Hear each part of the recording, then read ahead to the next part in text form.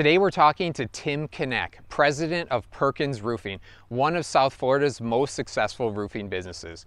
From managing employees to estimating to supervising projects, Tim has done it all. Let's find out how he manages a roofing business with over $5 million a year in revenue.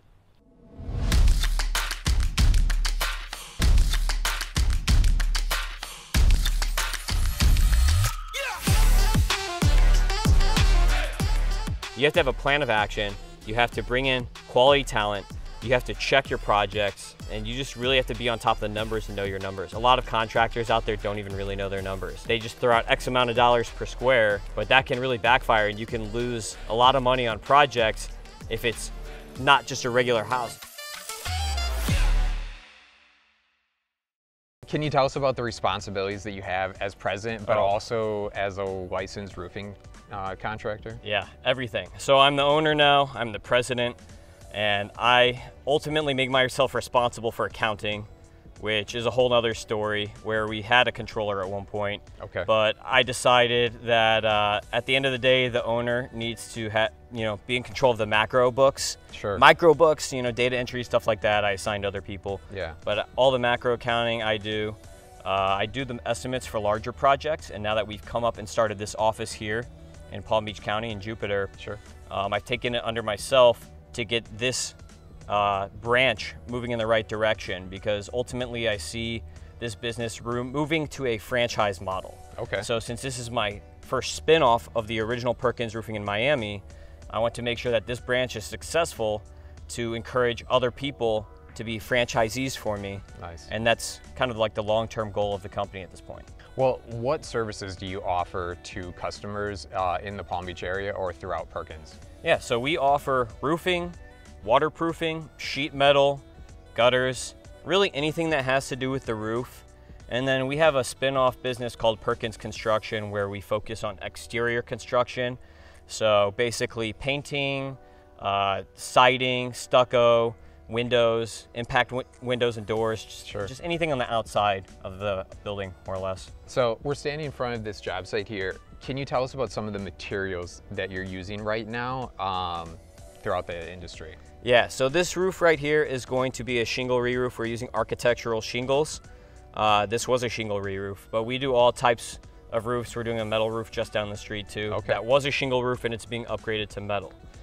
As far as industry trends, we're seeing a lot of people go to metal rather than tile. Tile used to be kind of the big thing, but mostly tile now is reserved for HOA communities that have that as a requirement.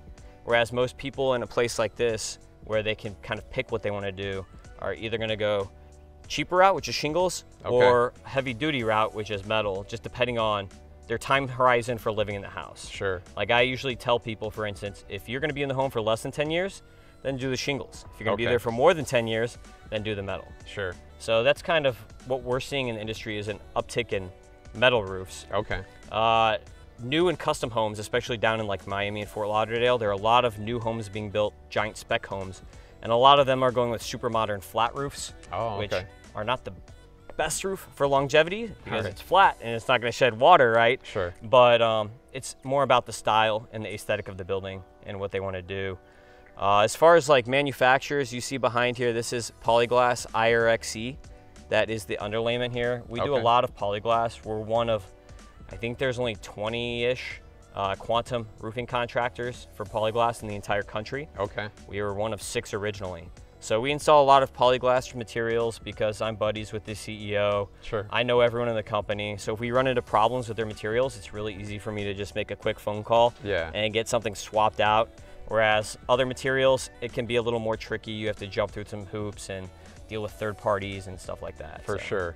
So since you're so deeply ingrained in the business, can you tell us about your experience with insurance or licenses that roofing needs in this area? Yeah, so it kind of depends on the types of construction that you're doing. So for instance, insurance is required to certain limits to start a roofing business. Sure. It's only $500,000 or something like that.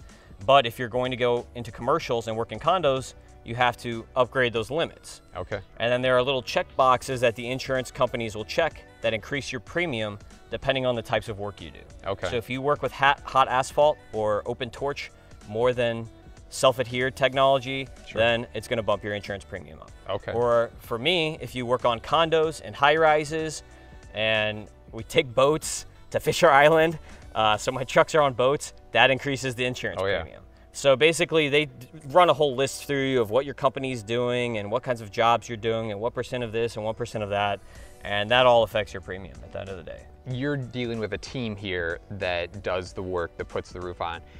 How have you managed to attract quality team members, and what are some strategies you use for effectively managing them?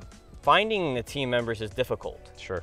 But then once you get them, the key is you have to treat them right, and you have to pay them right. Okay. Right? So if you treat your people correctly, and if you pay them at least market or above market for what they're doing, and if they're treated correctly, then they're going to stay with you. Sure. Because people like consistency, right? Most people, if they have a job and they like it and they keep doing the same thing every day and they know that they're going to have work, they're going to keep coming back. Yeah. But if you don't treat your people right, or if you're trying to pay them under market for what they're doing, right, then they're going to go find another job and they're going to look elsewhere.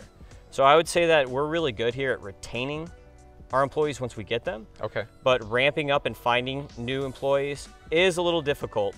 And there's a little trial by fire to that, where people in this industry in construction like to kind of blow up their resumes a little bit. You see this in a lot of fields. Right. But in roofing and in construction, you really don't know what you have in the actual techs until you can see their quality of work. Okay. And then you want to train them to get them up to your levels and standards. So once you have them, once you have that person, they're trained, they know your standards, they've been with you, you just have to make sure you keep those people. So you've attracted them, you've trained them. How important is safety and operating safely on a job site to the roofing business? And do you have any experiences or stories where you've seen unsafe practices in the industry? Yeah, it's very important. We're up on the roof. There's only one story, so you can still twist an ankle or something on this roof. But when you get higher up, it's very important. I tell my guys all the time, if it looks sketchy or feels sketchy, then it's probably sketchy. Right. So you want to make sure that what you're doing is safe. So harnesses, fall protection, right? Making sure that people you have spotters in certain locations, especially when you're dumping debris down. Sure. Using trash chutes when you have multi-story debris and ramps, and just getting rid of debris even safely is a part of the mission. Sure. Roping off with caution tape if you're dumping down.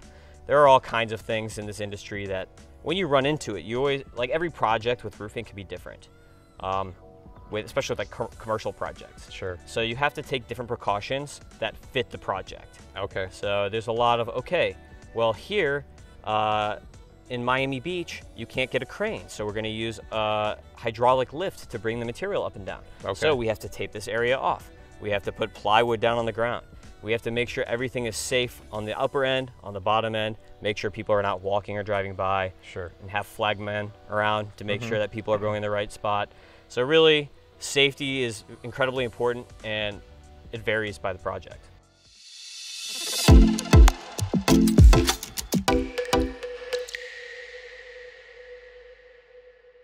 Along that line, you know, with being safe, the quality of craftsmanship is obviously a huge deal.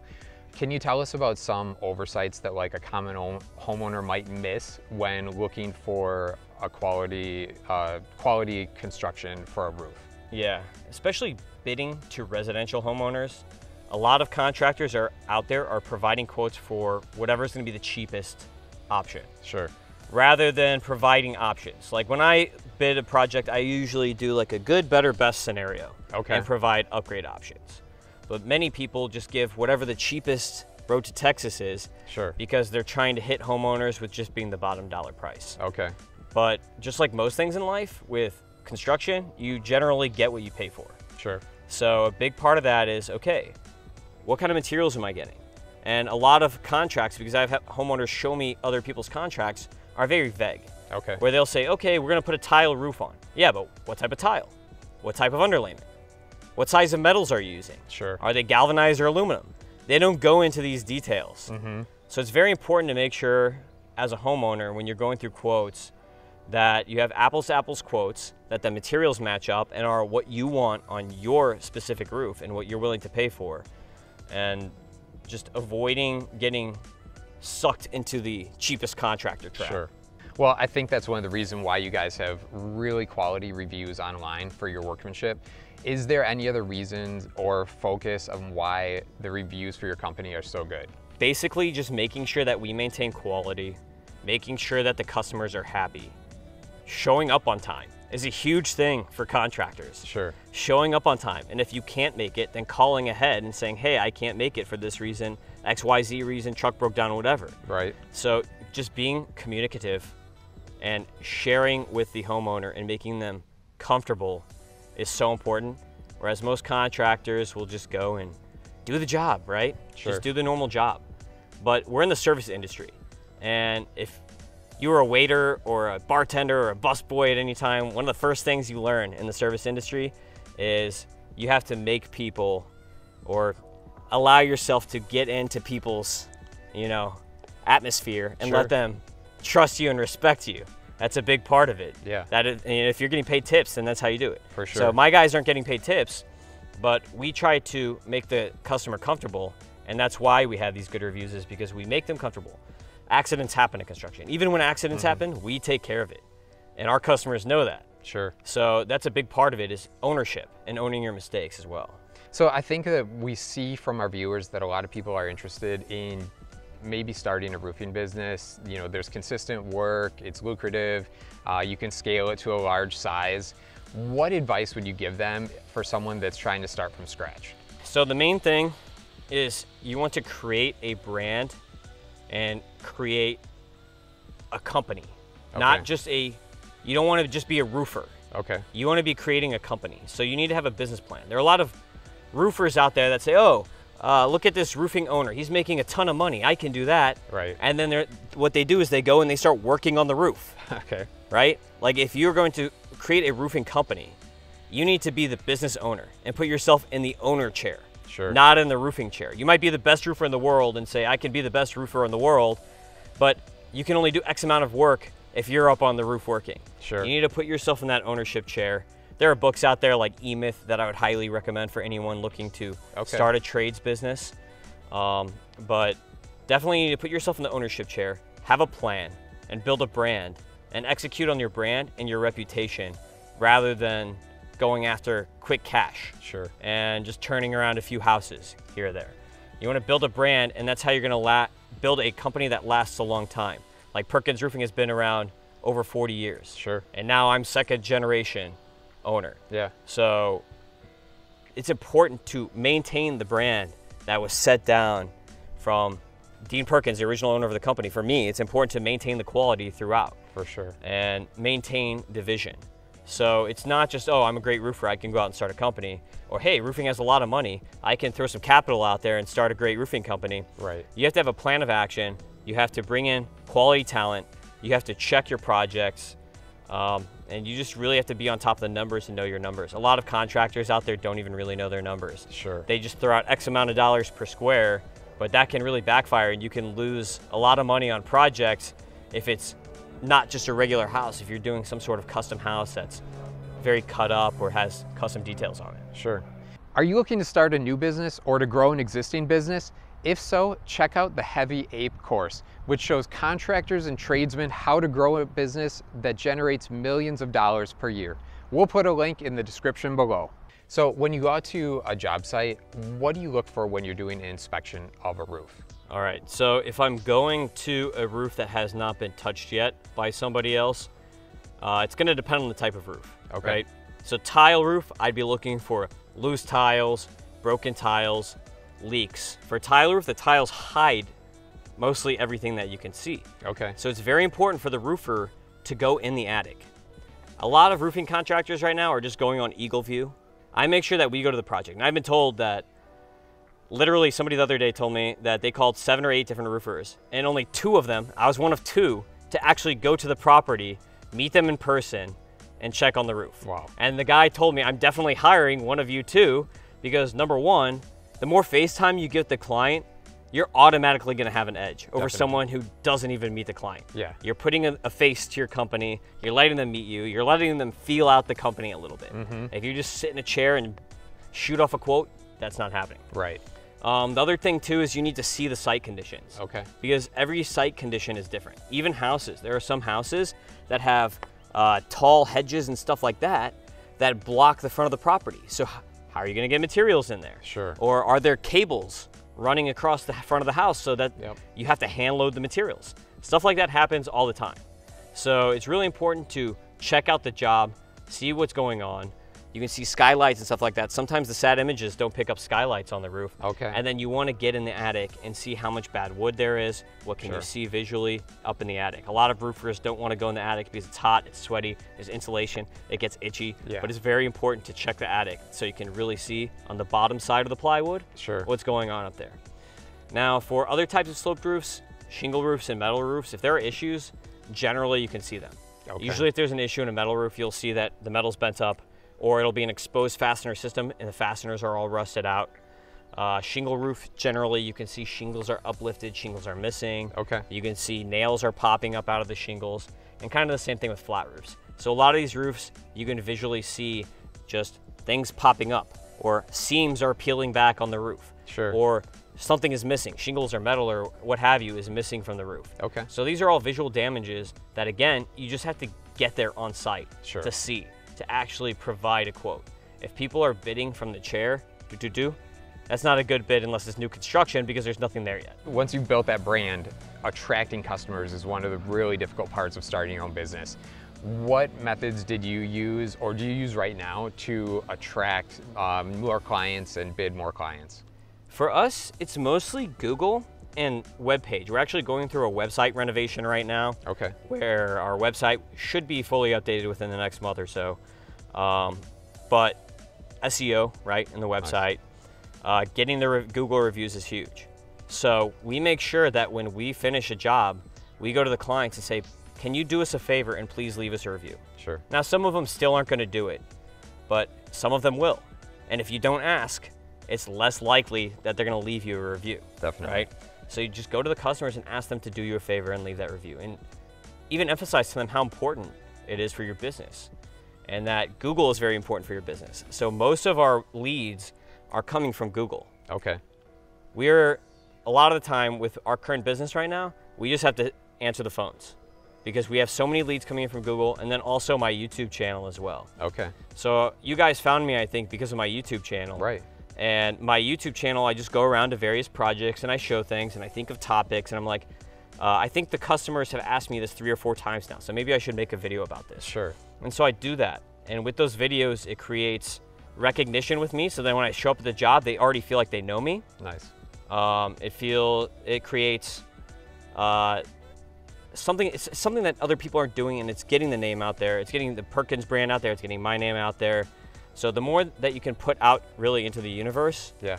the more you're probably going to get back. Nice. It's a lot of work to do all that stuff, but it's worth it. Super important. Yeah. So you mentioned that also as part of one of your services that you warranty that the work you do, I mean, obviously it's quality work, but you offer a warranty on that. Can you tell us about that? Yeah, so generally with any re-roof project, and even with repairs, we give a 1-year warranty, but with any re-roof project, we provide a 10-year workmanship warranty from our company. Okay. And then on top of that, there are material warranties from the manufacturers. Okay. So whatever type of roof that you are putting on the roof, there's some sort of material warranty for that product. Sure. So for instance, these shingles have lifetime warranty, but that's just saying that the shingle is going to be a shingle for a lifetime. It doesn't Okay. mean that that roof is going to last Sure. for a lifetime, otherwise nobody would install anything but shingles. Right.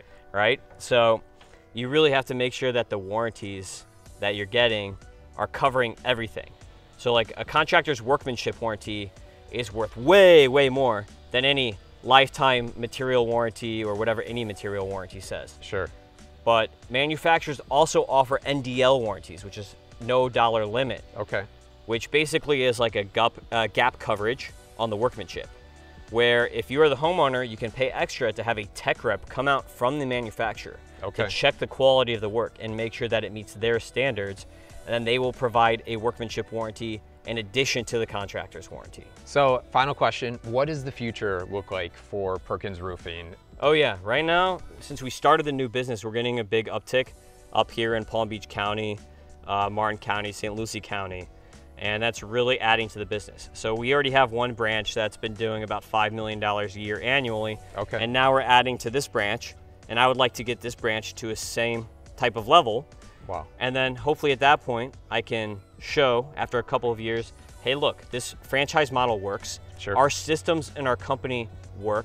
Our pricing tools and our branding works. Yeah. So it's a lot easier to join me and start your own roofing company in Orlando, Tampa, whatever market in Florida, Sure. Yeah. than it would be to start completely from scratch. So if you get a roofing license and you want to join Perkins Roofing, it's a lot easier of a road to plow than starting from scratch. For sure. Yeah.